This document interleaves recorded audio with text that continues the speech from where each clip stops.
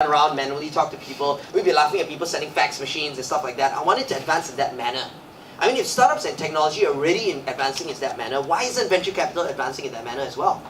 That's fun to me. So I do all of this because it's fun.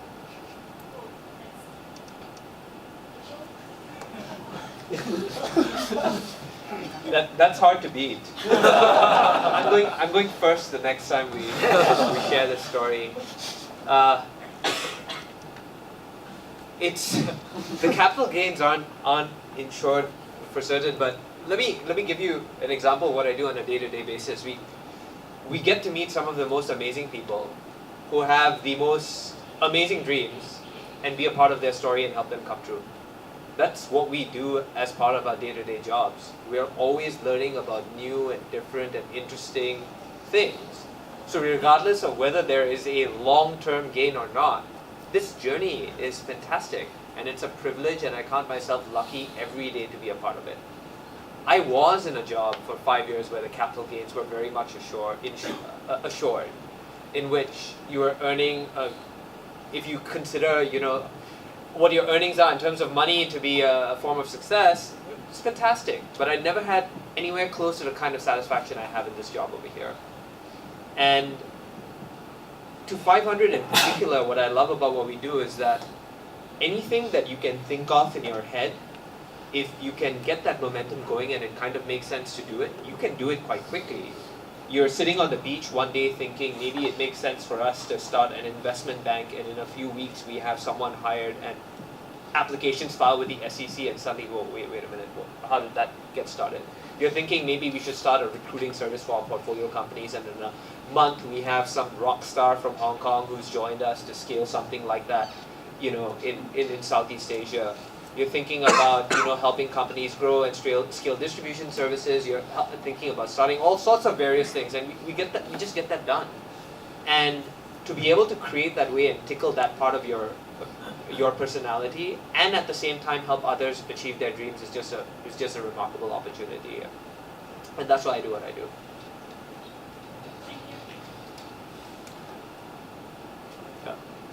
Daryl decides he's the man. Whoever wants to go first. Yeah. Hi, I'm Wei Ching. I'm co-founder of Stuff Together with Sam. I had a question about 500. You guys are a portfolio funds globally. There's an accelerator based in the Valley as well. Perhaps, you kind of alluded a little bit to the differences earlier, but I was wondering whether you could share with us, besides regional focus, whether there's any difference in terms of the way you assess companies across different funds. And also, to what degree do the funds and portfolio companies actually work together?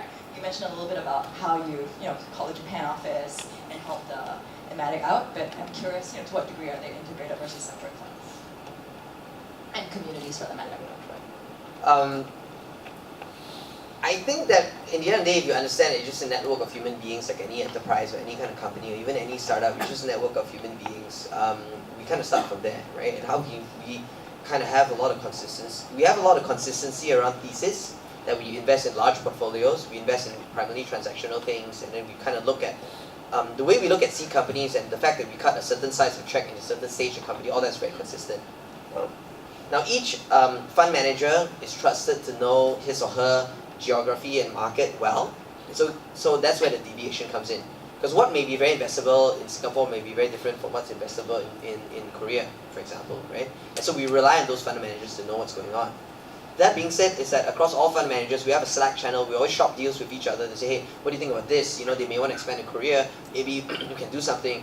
So a company like, say, Althea, Korean cosmetics e-commerce, like the Korean partner shared it with us because their primary expansion in Southeast Asia. We both looked at it. We thought it was good. We invested in it, and it's doing incredibly well right now in multiple countries in Southeast Asia. Their deals, they just get shopped across our own network, and I think that's incredibly helpful to be surrounded by other people who are specialists at different fields and specialists in geographies, right? We learn a lot from our fellow partners. And so how that impacts entrepreneurs is that, if you're raising money for a company that's more global, you actually have more chance to talk to different partners across the firm. If you're primarily South Korea focused or Southeast Asia focused, then maybe you have less partners to talk to as a result. It may seem like we're completely separate funds that are operating independently, but it's not really the case. We're actually fairly tightly knit.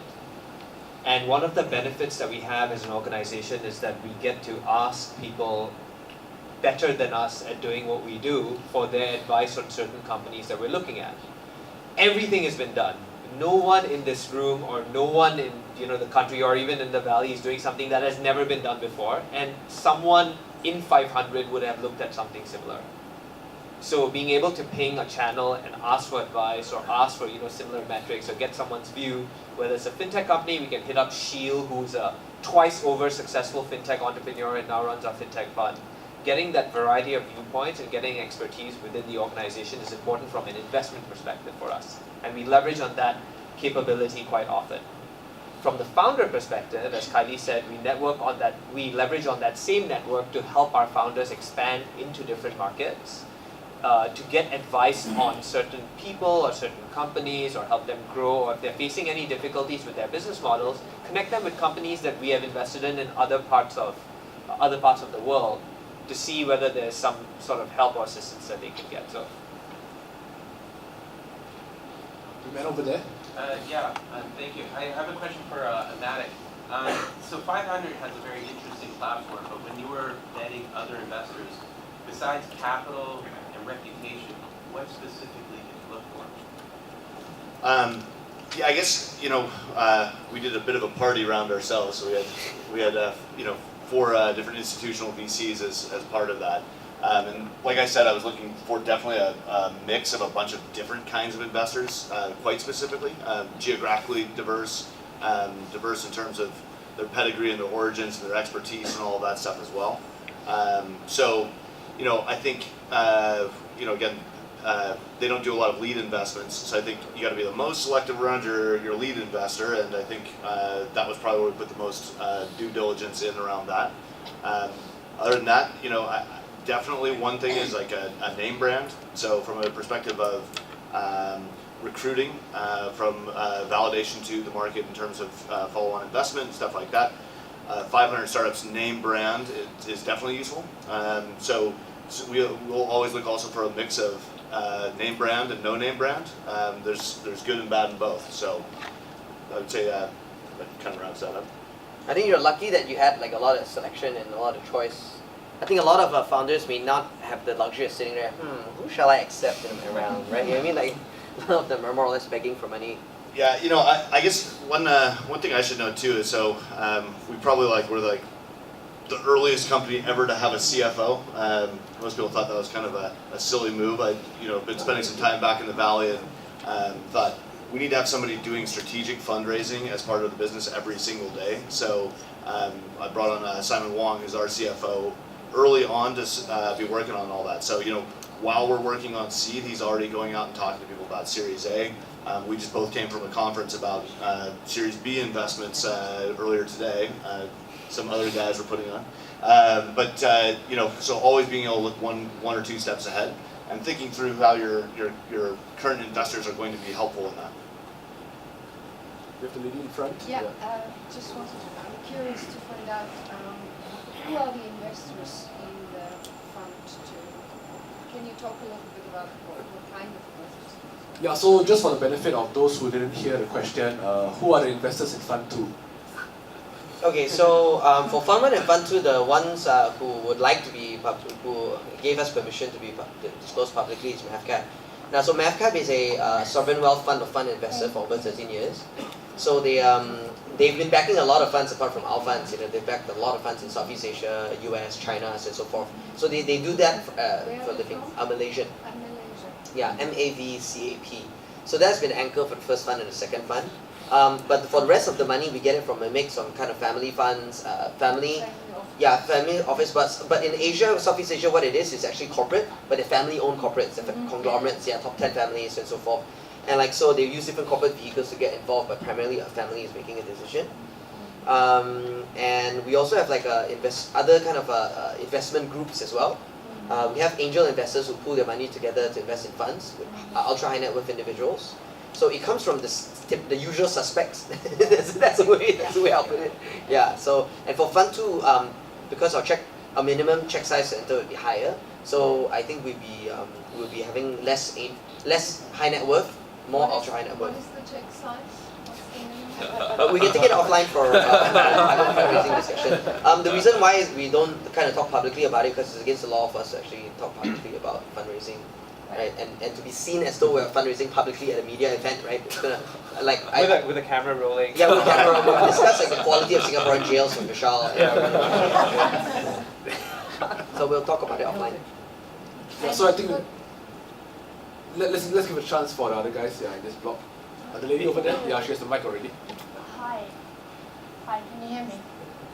Yeah. I have a question, a practical question. So to get your backing, do I approach you with an email, or is there a formal kind of accelerator with a cycle, etc.? Then you There's can do not much both. You can information do both. online about 500 euros. Yeah, because we have the accelerator, so you can just apply to accelerator if that's what you want, because that means you go to the valley, and you know what I mean. So that's the accelerator program. To get seed funding from Durians, we can kind of chat later. I usually get spam on Facebook. It seems to be effective for some reason, right? So Facebook and email both work very very well. We actually have a lot of backend to go through a lot of deals on email to vet which ones we should reply to or not. Yeah. Yes, the guy over here. Yeah. So I'm Siddharth. This is what I would like to understand from you guys. The portfolio of investments you've done are mostly related to software products and services. But how do you look at hardcore hardware startups in your radar? And have you done any investments in that space? Or how do you assess them? Okay, so hardware specifically. Anyone else doing a hardware startup? I don't go TV. Okay, a lot of you are hardware startup, right? So I tried to validate my kind of emerging thesis with someone from Foxconn, and another very senior person from PCH, right? And what's become a bit of a